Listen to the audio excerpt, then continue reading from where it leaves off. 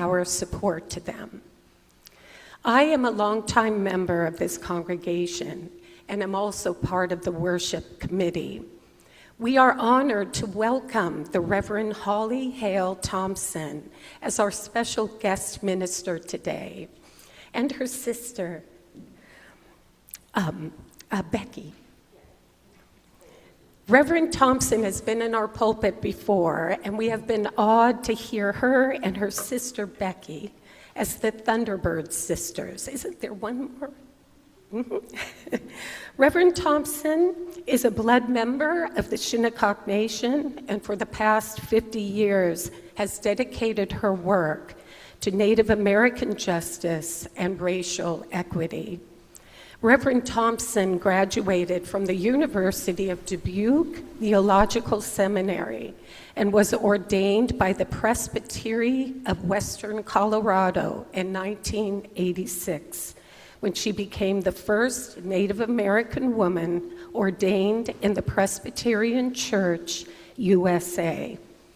Reverend Thompson took part in the Dismantling the Doctrine of Discovery work at Stony Point, Long Island, and elsewhere. Reverend Thompson became honorably retired in 2011, but remains actively involved. In fact, she was, in Canada and elsewhere with lots of busy things to do. We are looking forward to learning about the dismantling of the Doctrine of Discovery work that Reverend Thompson and Heidi do, as well as actions we can do. Thank you for being here.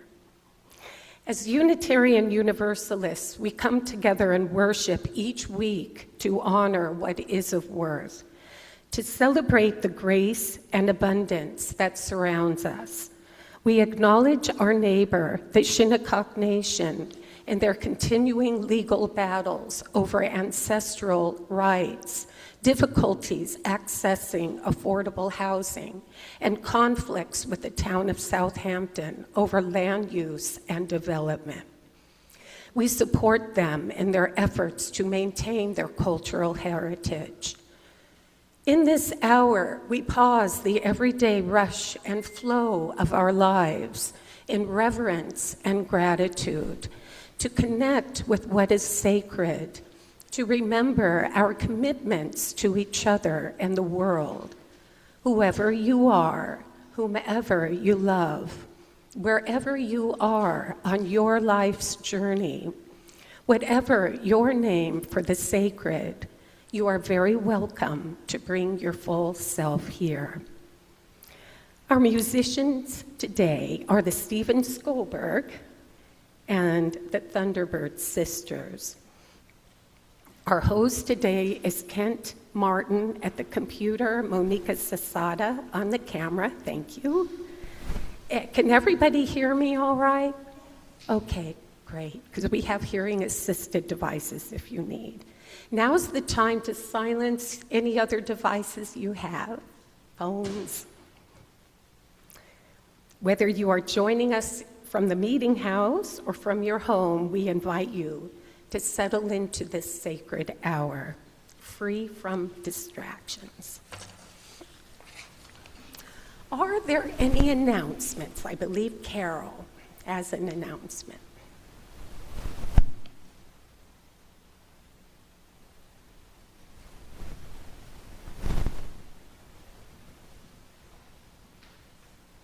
Good morning, I'm Carol, and I wanted to tell you that the Care and Connection team is working with the Heart of the Hamptons in Southampton, and they have given us stars with gifts that we could buy for needy children, and the stars are on our tree outside, and please, it tells you that there's a child of a certain age, but it doesn't say boy or girl.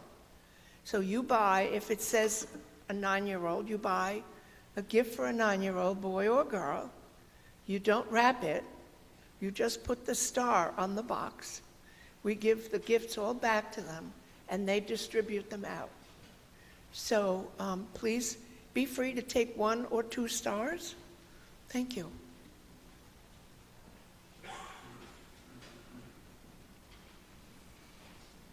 You will find other printed announcements in your order of service. It's on the back. And you can also get announcements to the congregation by Tuesday of the week you would like them announced. I see we have new faces, which is wonderful. If anyone would like to introduce themselves up here on Zoom, you're welcome to do so. Let's please take a moment now to greet your neighbor at the meeting house and online. You can get up and move around.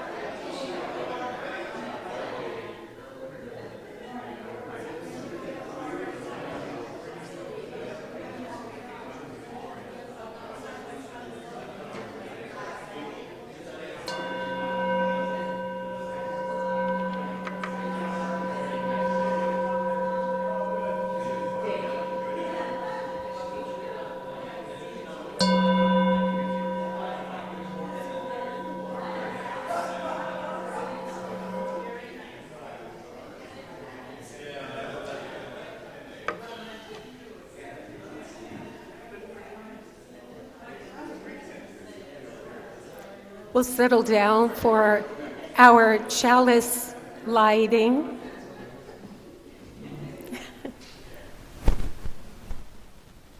This is the chalice lighting from the 2012 General Assembly, UU General Assembly.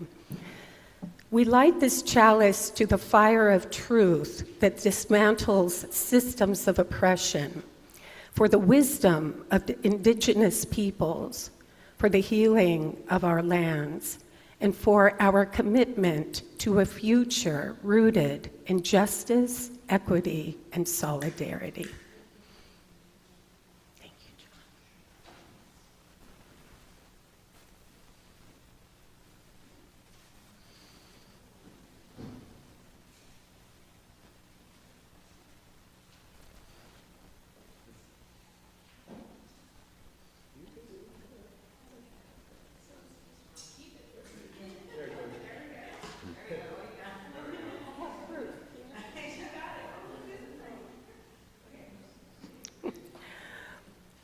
Our first hymn is number 134, Our World is One World.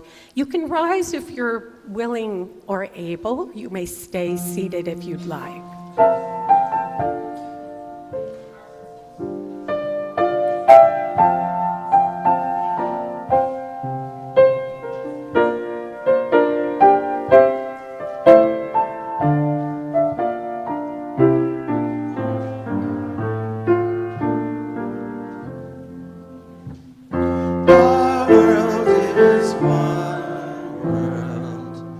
What touches one affects us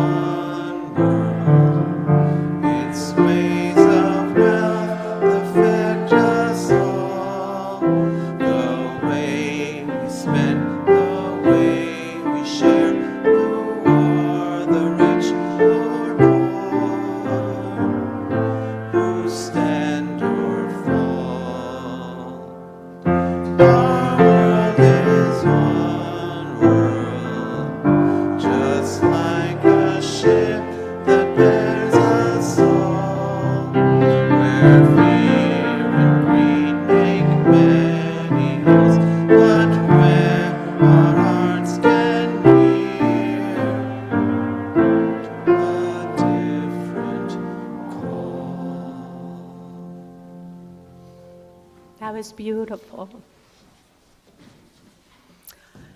This is our first message. In 2012, at our General Assembly, the Unitarian Universalist Association adopted a resolution rejecting the Doctrine of Discovery that gave European Christian nations the right to claim and conquer non-Christian lands, even if indigenous peoples already inhabited them, in the guise of Christianity to displace and erase native cultures. Among the initiatives of our UUA resolution is to urge that congregations make efforts to learn about Native peoples in their local context and to develop relationships and awareness of their culture. For our first message, the UUCSF liaison to the Shinnecock Nation, Heidi Rain, will tell us about their relationship.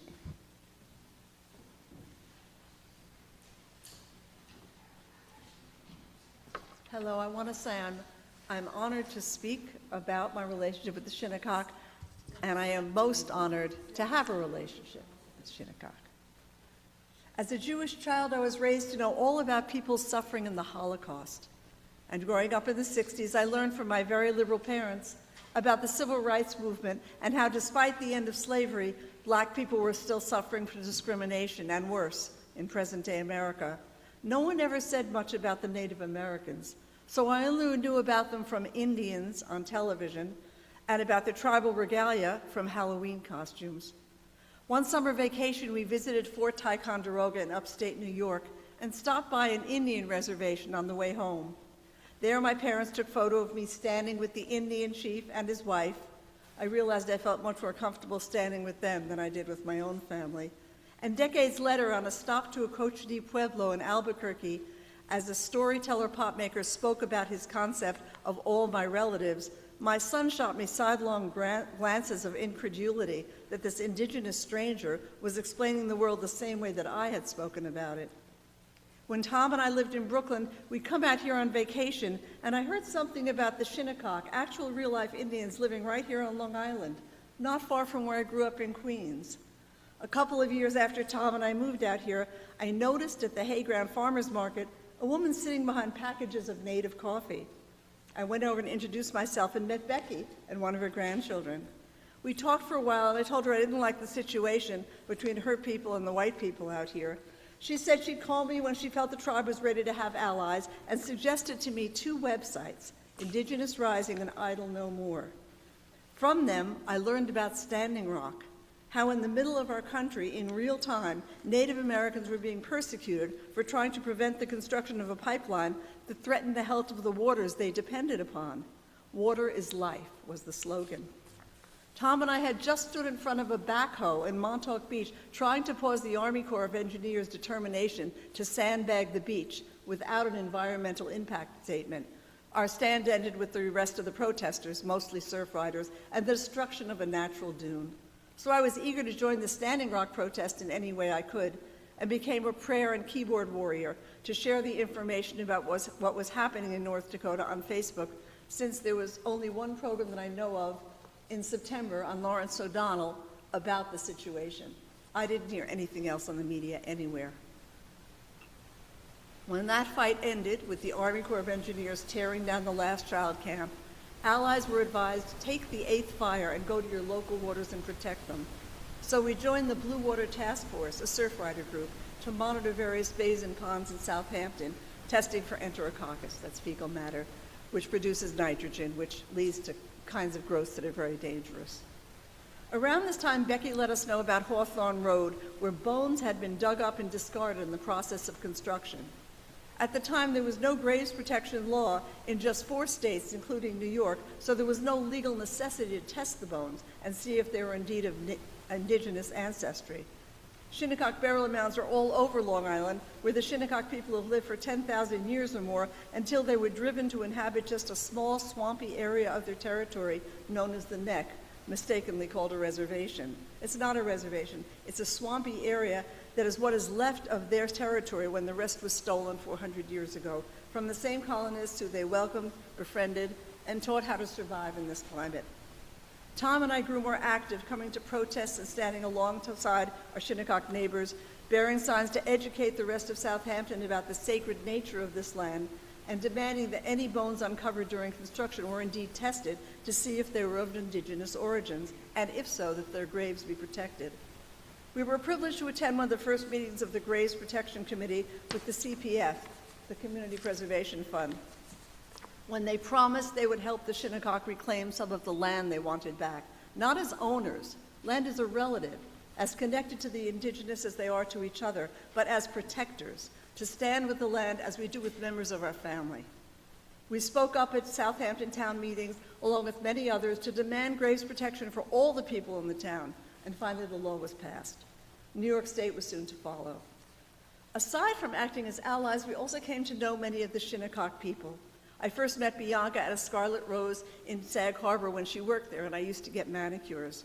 Shanae came by with sandwiches and water when Tom and I stood on a road next to one of the houses upon which work was proceeding, despite the fact that the bones had been uncovered and not tested.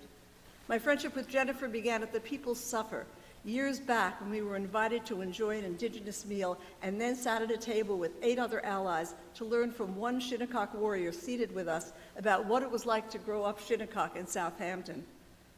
I was educated by Marguerite at the genesis of the YMCA built out here. The people of Southampton in the 60s did not want to have Indians swimming with them in a public pool. East Hampton was just far enough that it was unlikely that that would happen. Right after Trump was first elected, Catherine Droka invited everyone on our mailing list to Caneos for a meeting and asked each of us to pick out what we felt was the most important issue we faced. I was the only one to say Standing Rock, but as the group morphed into PEER, Progressive East End Reformers, and the last child camp was demolished, I realized that didn't work. There was no more Standing Rock, and I wasn't native. So I was directed to Kelly Dennis, who took over for me and promptly renamed the committee Defend the Sacred. Through Kelly, I met her mother, Denise, an artist, teacher, muralist, theater, and poet, along with her brother, Jeremy, photo artist and founder of Ma's House, which he restored with his father, Avery. At one of Jerry's many exhibits in New York City, I was introduced to Danielle, future co-founder of the Shinnecock Health Farmers, and to her daughter, Isabel, later her son, Hunter.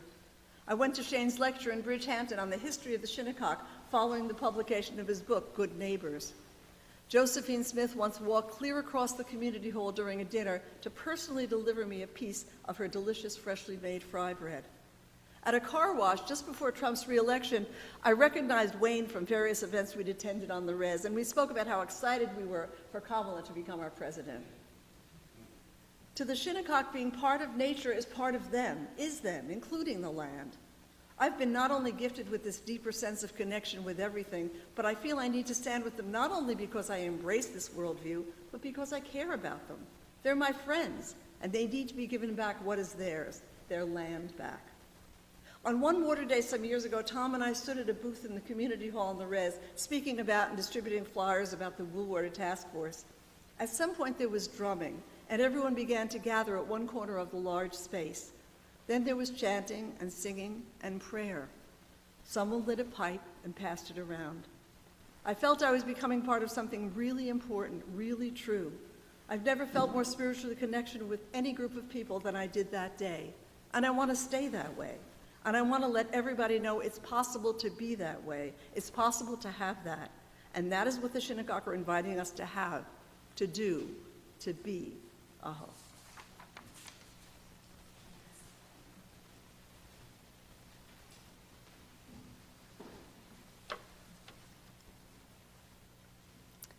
Thank you, Heidi.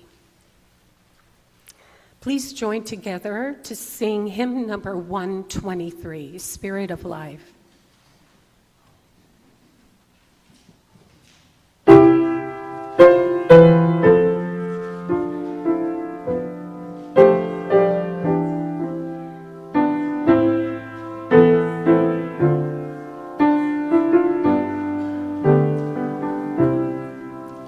Spirit of life, come unto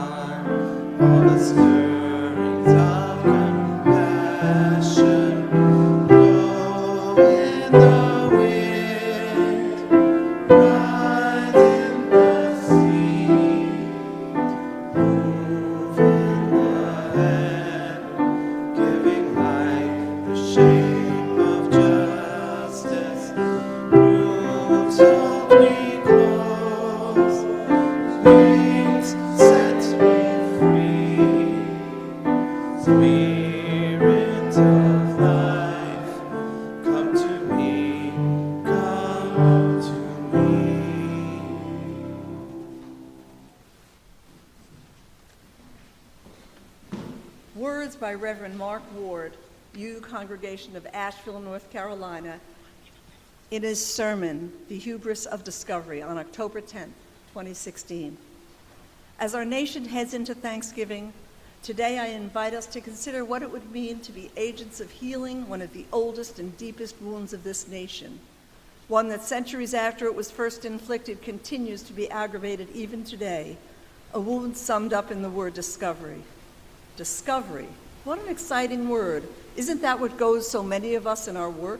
To discover new things, to boldly know where no one has gone before, right? Who would ever have thought that it could become a shield for oppression, murder, enslavement, and even genocide? And yet it did. Those plucky pilgrims among our religious forebears pay little mind to indigenous peoples who occupied the land they traveled to. To their eyes, they were looking upon pristine, virginal wilderness. Let us take a few moments to reflect.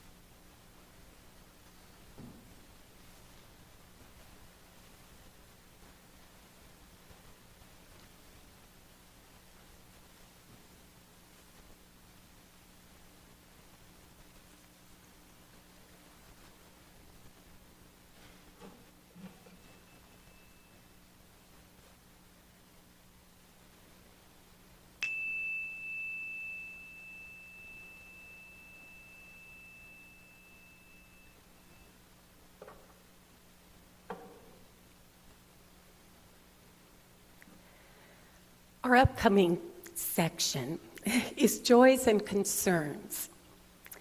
If you are in the meeting house and you'd like to share a joy and concern, you can come up to the microphone and light a candle, or one of us will light the candle for you. We have two collections here. I will pass around a basket that's for that sustains the congregation and the meeting house. And the basket that will be in the back will be for the Helping Hand Fund and the minister's discretionary fund. Thank you.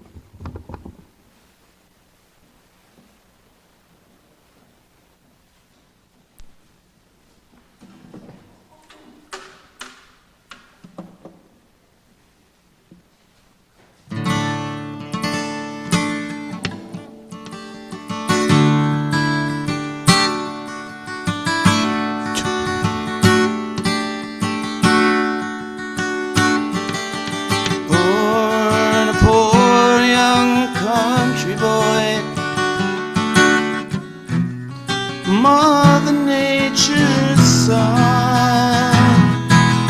All day long I'm sitting singing songs for everyone.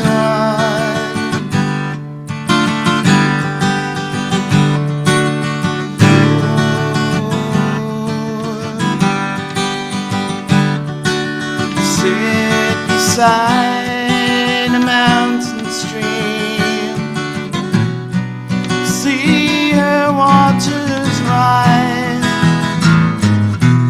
listen to the pretty sound of music as she flies.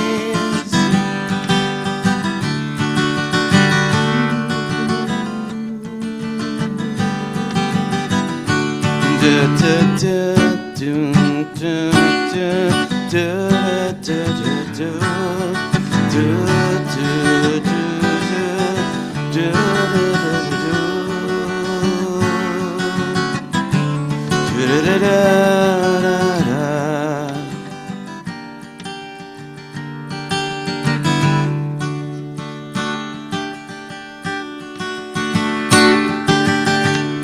Find me in my field of grass,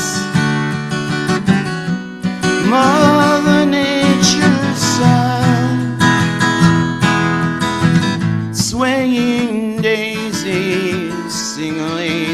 fall beneath the sun.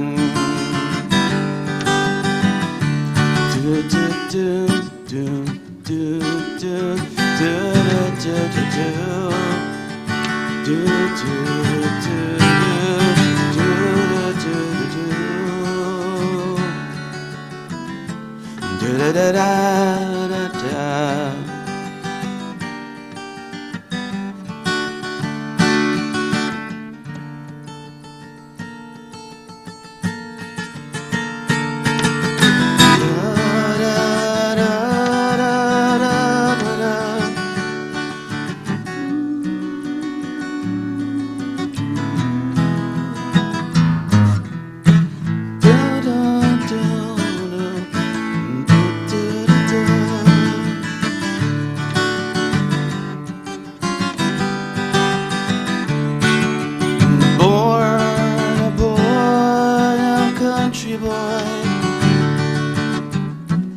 Mother Nature's son.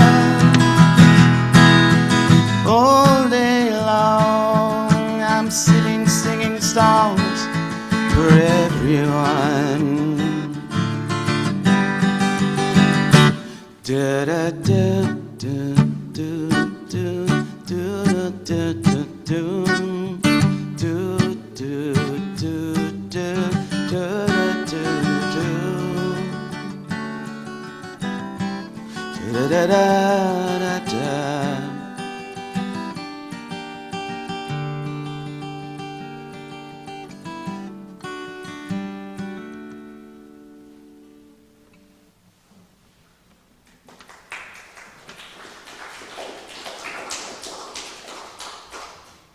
Thank you. As I begin, I would like to thank you for including that Doctrine of Discovery. And the quote on the front of the bulletin was one I found in between 2019 and 2020. It's when I was introduced to Zoom, as probably most of the world. And that quote, in honoring those relatives who didn't and who did survive the boarding schools, this quote, "If we held a moment of silence for each child who died in the boarding schools, we would be silent for 13 plus years." That was before May of 2021. And since then, 10,000 more have been added to that number on the Canadian side.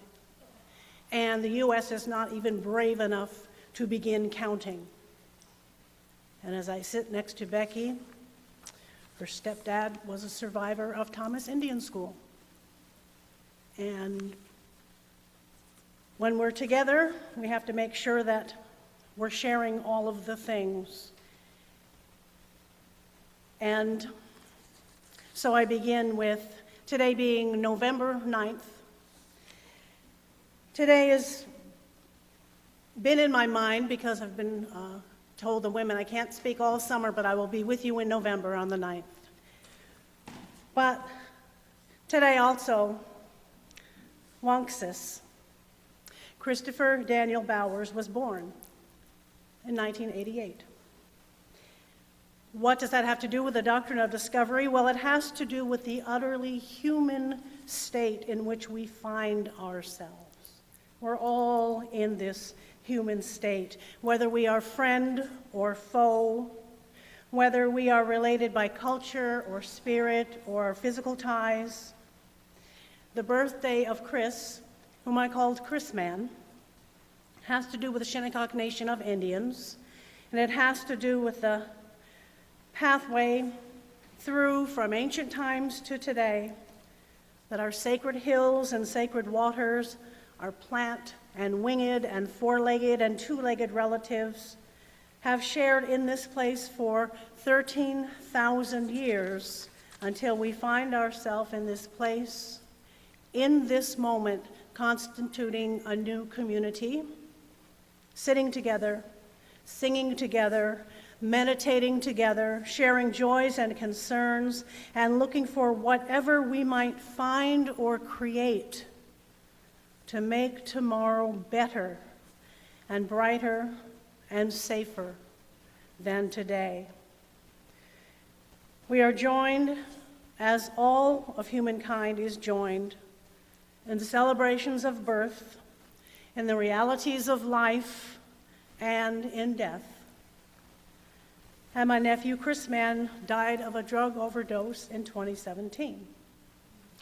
And it is a wound, as all parents and grandparents and family and friends know, a wound like no other because it never heals.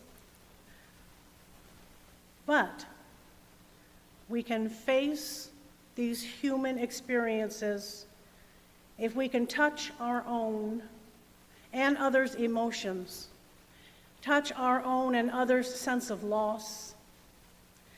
Then perhaps we can touch our own and others' desire and hope for the future.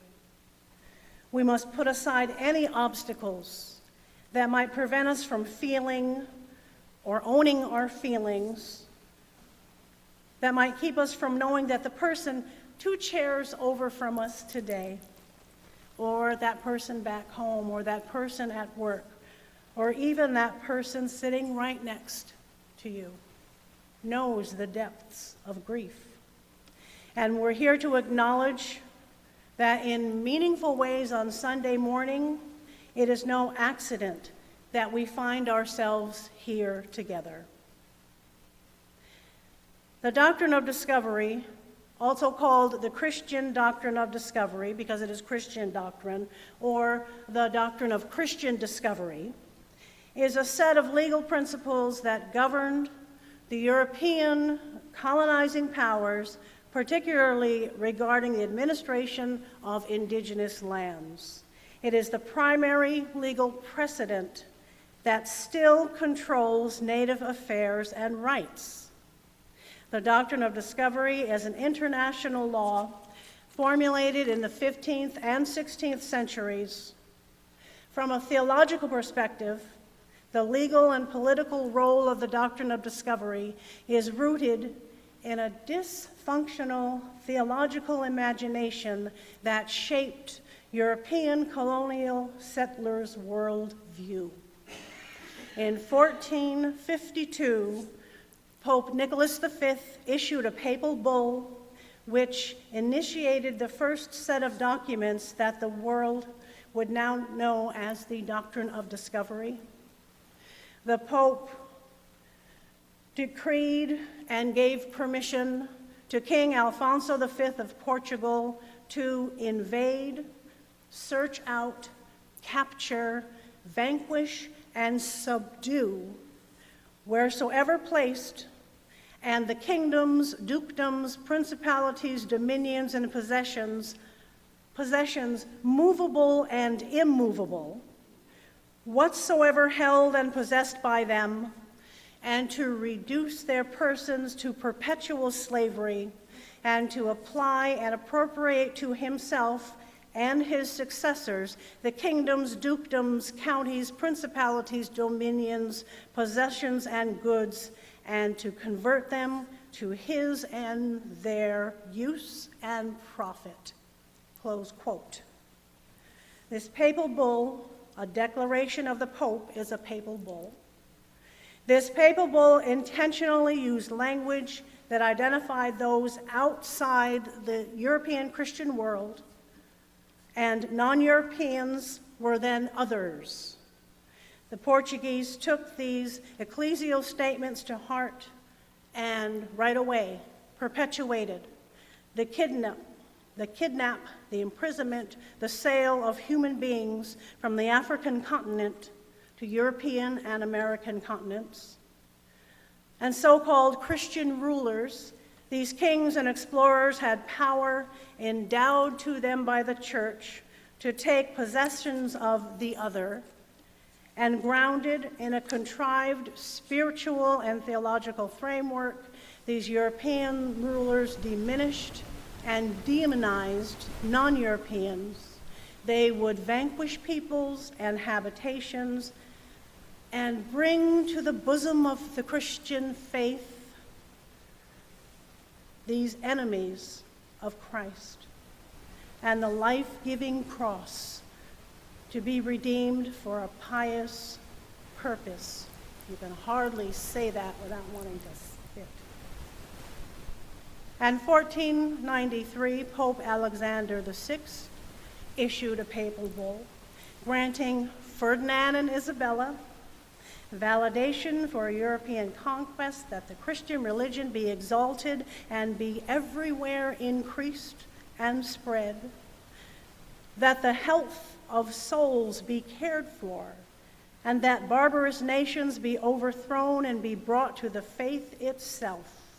And by this, Columbus became discoverer of the Americas, despite the fact that these continents were already filled with people and filled with civilizations. Just as European Christians believe themselves fully endowed with God's presence, European Christians considered African bodies as a commodity, taken for their own pleasure and profit. European Christians believed themselves fully endowed with God's presence and would hold a superior position over the natives of this land. Dismantling the doctrine of discovery matters today because it is a lasting legacy of racial and religious superiority that has, by design, rendered the brown peoples of the earth inferior in mind and body, the indigenous of Africa, North and South America, called Turtle Island, the indigenous of Australia and New Zealand. The assumption of white supremacy took root in the imagination of the Western mind, and continually these deadly examples of European-based presumption and its violence results in ongoing cultural, spiritual, physical genocide that is visible, too visible in our world today. Now, the town of Southampton and the state of New York are using the doctrine of discovery against the Shinnecock people now, today, at 11:15. In several legal actions, the town of Southampton and the state of New York are relying on this racial and theological perversion of the 15th century politics that masquerades as religion and poses as some divine dispensation to European kings and kingdoms and explorers and their progeny forevermore. Their progeny includes the United States and Canada and many of their allies, thereby gifting the Church Universal and political principalities and domains everlasting and unending authority to do whatever they want to do to the indigenous peoples all around the world. Infinite authorization to genocide, kidnap, buy, and sell human beings who, in their own native lands, are not free to live and speak and eat and pray, but who are rather, according to this particular Christian doctrine, subject to the whim and lay open to the greed and violence and the inclination of whatever European and so-called Christian kingdom is first to arrive on their shores. And so here we are. We are in Shinnecock territory. We are in a place where our Shinnecock ancestors have been for 13,000 years, and we are still immediately and continually subject to the false and vicious experiences codified in legal terms and statutes that deny our right to exist and rejects our right to hold what little bit of land we still hold and our waters. It disputes our ancient connection to our territory, and in word and indeed threatens our people. Why in the world, and this happened Thursday, but why in the world should a Shinnecock elder, a retired teacher, a phenomenal matriarch, be subject to the scrutiny and the analytical gaze of government officials while she drives down a main street in Southampton? We know that the federal governments have increased their outright violence against our brown-skinned relatives and neighbors, and we all need plans. We need Plan A, we need Plan B, and Plan C, and we need those plans now because many more of our beloveds will be assaulted and disappeared. And if we are good people, then we will stand with the powerless, and we will make provision for our vulnerable neighbors. The doctrine of discovery and Christianity has denied my right to say this: earth is my body, water is my blood, air is my breath, fire is my spirit. It is well past time for us to move beyond ideologies that bring violence and injustice and death. And moving forward requires us to seek right relations with indigenous peoples. May we renew our commitment to each other today in this circle. Tabane, aho.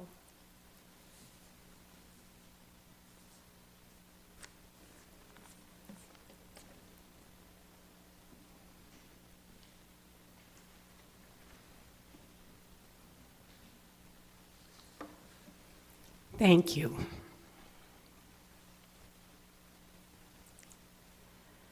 We have another hymn, number 10. Oh, you know what? I forgot to put out the teal hymnals. It's 1007, There's a River. If somebody doesn't mind grabbing a few, sharing with a friend.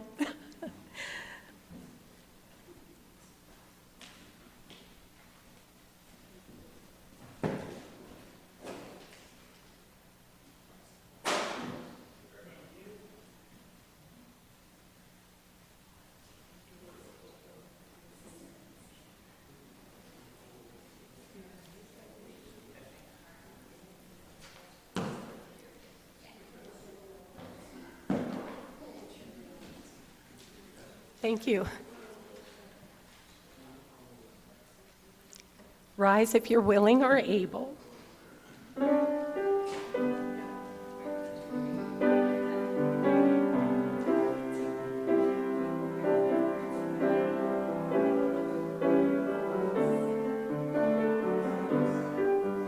One 1007.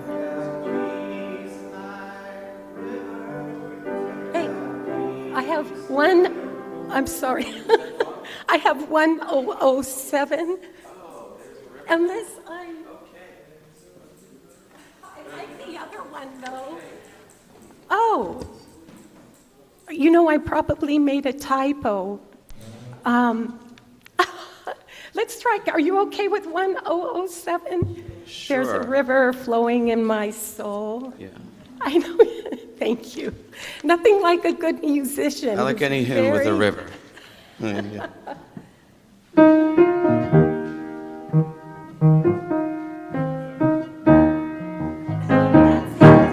There's a river flowing in my soul.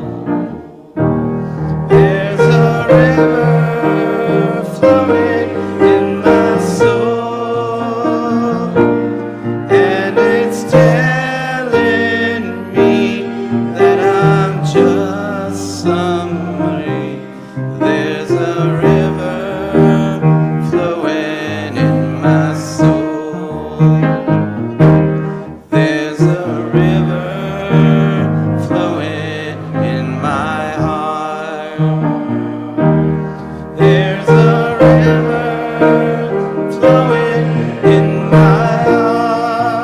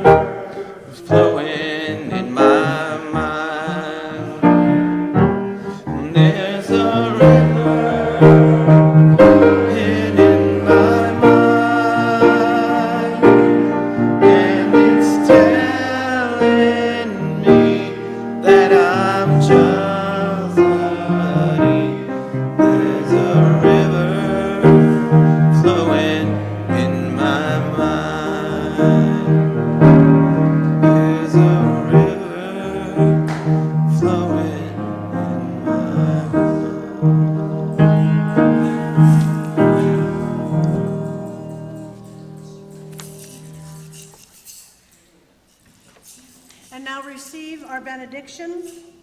Miquanta Shipoyum, rememberest thou me as unto our sacred hills.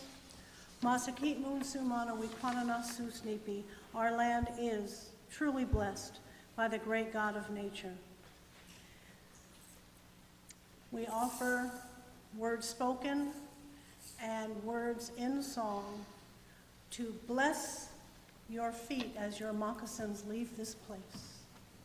And the spirits, the good and the strong, go with you. And we have to send a smile because we never get too many of those. And so we send you out with a stomp dance song.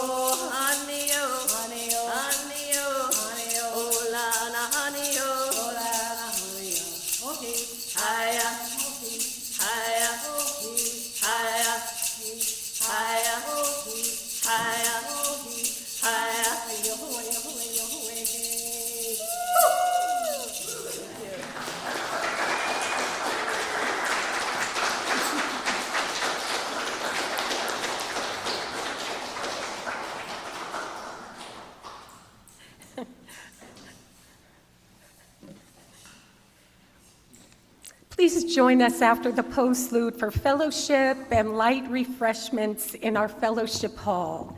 Next week, on December 16th, our Sunday service will be Let Peace Begin With Me, presented by Karen Meyer, aka Reverend Care.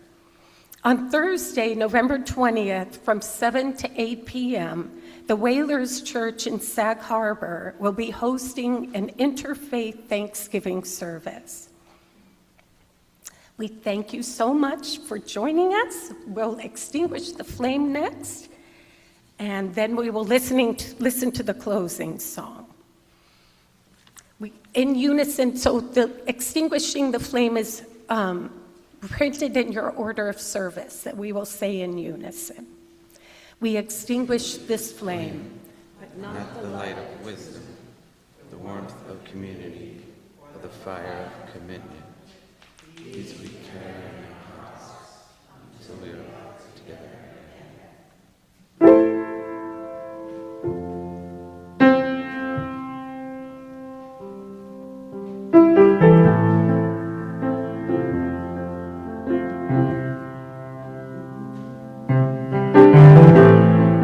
I could tell you I was fragile. I could tell you I was weak. I could write you out and leave you, tell you anything that I need. I've seen minutes turn to hours, hours turn to years. I've seen truth turn to power.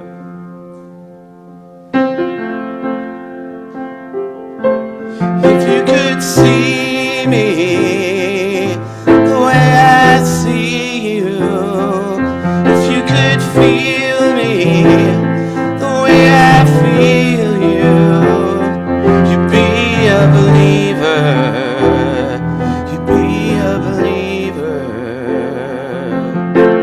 Minutes turn to hours, hours turn to years, and I've seen truth turn to power.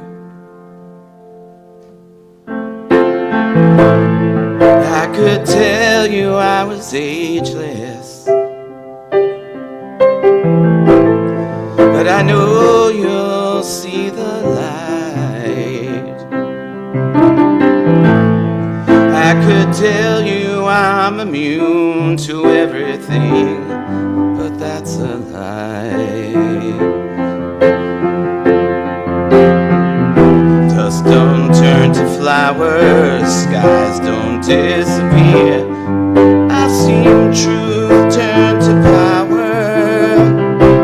If you could see me where I see you, if you could feel me where I feel you, you'd be a believer, you'd be a believer, you'd be a believer.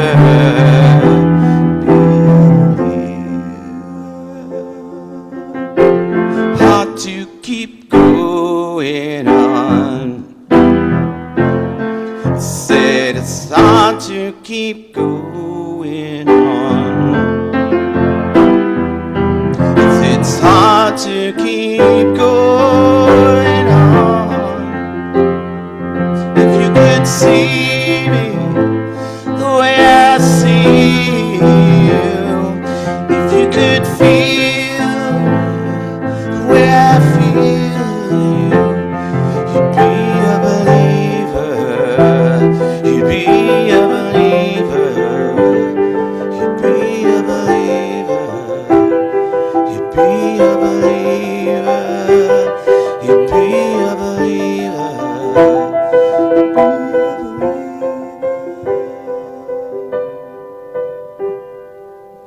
Minutes turn to hours, hours turn to years. I've seen truth turn to power.